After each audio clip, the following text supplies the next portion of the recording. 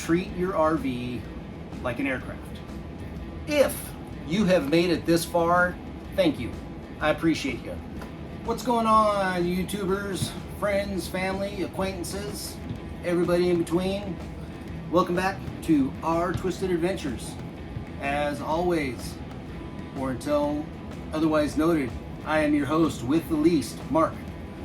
So, just want to go over a couple things that I've noticed over several years of owning an RV.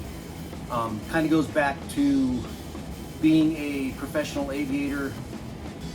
I did that for 20 years, commercial rated, law enforcement, helicopter, airplane pilot.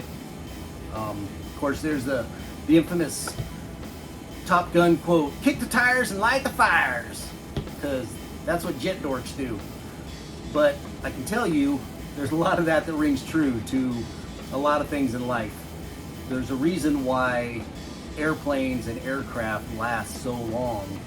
The maintenance and regulation is so stringent that you go over them with a fine-tooth comb before you fly.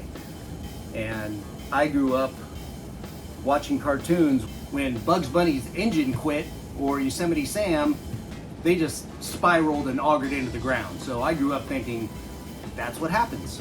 And when I learned to fly, I learned differently. But one thing that has definitely translated over from the aviation side of my life and my previous career to retirement and spending a lot of time in our RV and traveling. Treat your RV like an aircraft. Why do I say that? Before we fly, we go out and we pre-flight our aircraft. Front to back, side to side, inside and out. Make sure all your switches work. Make sure you have fluids. You're looking for all the little weird things. Are all the screws there? Now granted, after you pre-flight something a few hundred times, it gets to where as you are doing your walk around, a lot of this is just a visual. You catch it real quick with your eye and you know when something is off.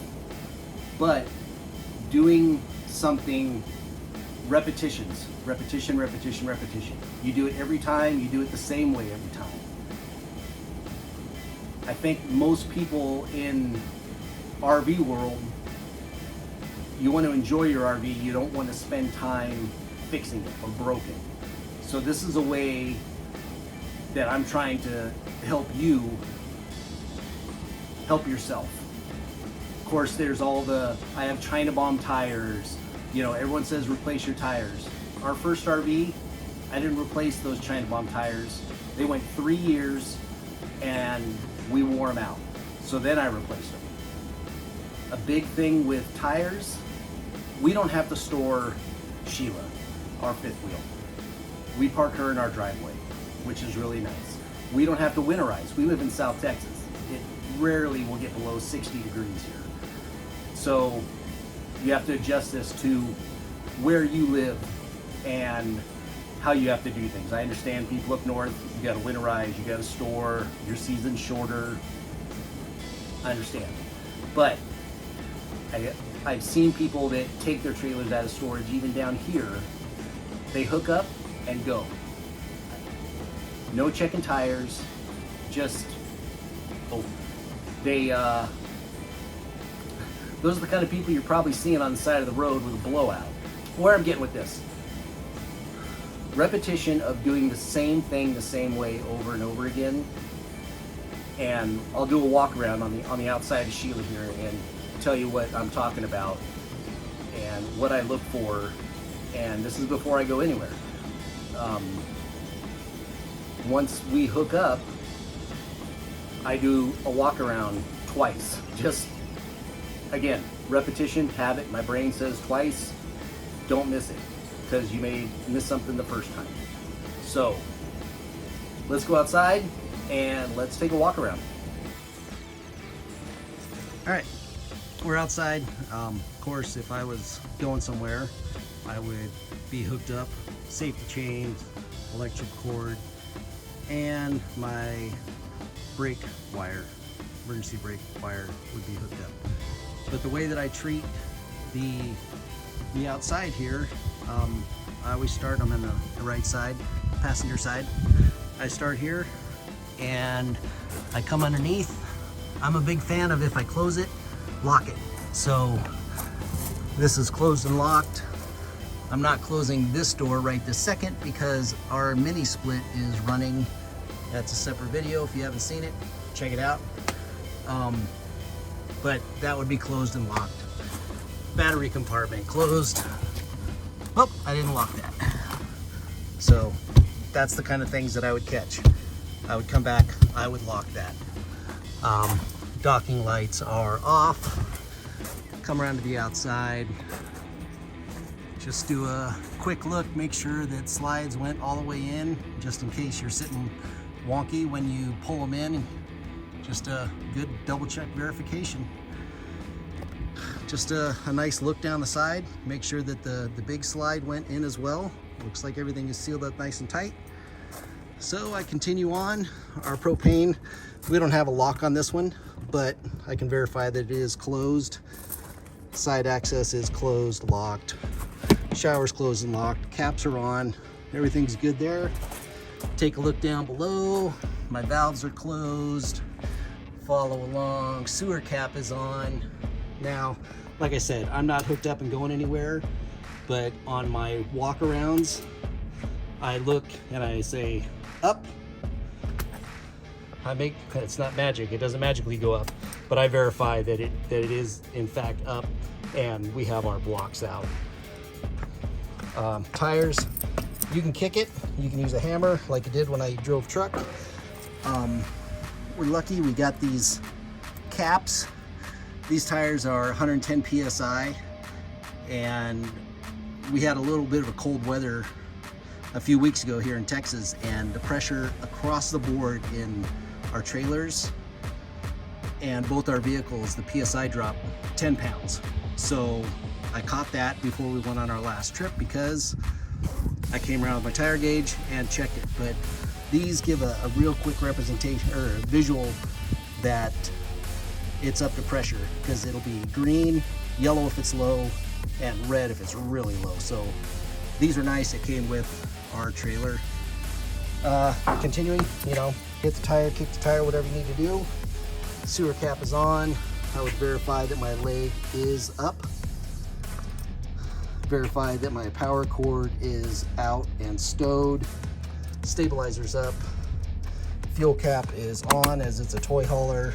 Gas station's locked and closed. And we come to the back door. Latched, closed. Latch, closed. Awnings in. Stabilizer's up. Stairs are up. Now our back door here, I did put the RV locks on, and I'm not going to show you my code, but verify that that is in fact locked. That door is closed. Those have been amazing. Continuing, I'd verify the jack is up. Check my tires. And visually, it's nice. Like I said, you can kind of look and see that it's in the green, but like I said, you're 10 psi low, and that's the kind of stuff that makes a difference between a blowout or not, especially when you're carrying some weight. And continuing, this is our little side galley refrigerator area. We're closed, we're locked. Verify your legs up. Front door, we typically don't lock this door while we're traveling, just because we throw the grab handlebar over it. That works really well for us. And you can see the mini splits in there doing its job, really pulling out some water, cooling it off real nice in there. Side access door closed. This one's got a barrel key on it. I'm going to be switching all the locks over to that. And propane door. And then of course, when I'm hooked up, the first legs to come up are the front legs. So that is a quick walk around. That took 5 minutes of video time, and typically I would have gone around this twice, and just a quick walk around, verify of all all of these things before I jumped in the truck and started backing out of the driveway. There you have it. That is the Mark version of pre-flighting your RV. Again, make it a habit of doing the same repetitions, the same time every time you do it, and it becomes second nature. You avoid those stinky slinkies falling out when you're going down the road. Hopefully you avoid tire blowouts. Just all the little mishaps that can happen. You know, we got a lot of money invested in these. We want to treat them, we want them to last. Another thing is know your weight. Know the weight of your trailer. Know how much you can put on it. Take your rig and go across the scale sometime when you're loaded and on your way to a destination. When you're fresh, when you got a full tank of gas, if you got full water, all these different things. Know what you're at. Know if you're overweight. Now, when we're doing this, I'm kind of the outside component of this. Makati is inside. She is getting everything put away, making sure doors are closed, making sure fridge is closed and latched, pantry doors closed and latched. She brings in the bedroom slide, gets everything secure, and closes out the kitchen area, brings in the slide, and she normally has the steps up and inside and closed. By the time I'm done hooking up, bringing up legs, putting away chocks, putting away blocks, everything on the outside. So team effort is good. I hope all of y'all have a good team member helping you out. It doesn't need to be a one-person show. Teamwork makes the dream work, baby. If you have made it this far, thank you. I appreciate that. Appreciate all y'all. And please don't hesitate to like, subscribe, make comments, good or bad. I'm not a super genius. I'm a 50-year-old man with a tiny dinosaur brain. So I kind of share my brain cell with the dogs. We take turns holding it. So just depends on what day I'm getting the brain cell as far as what we get done.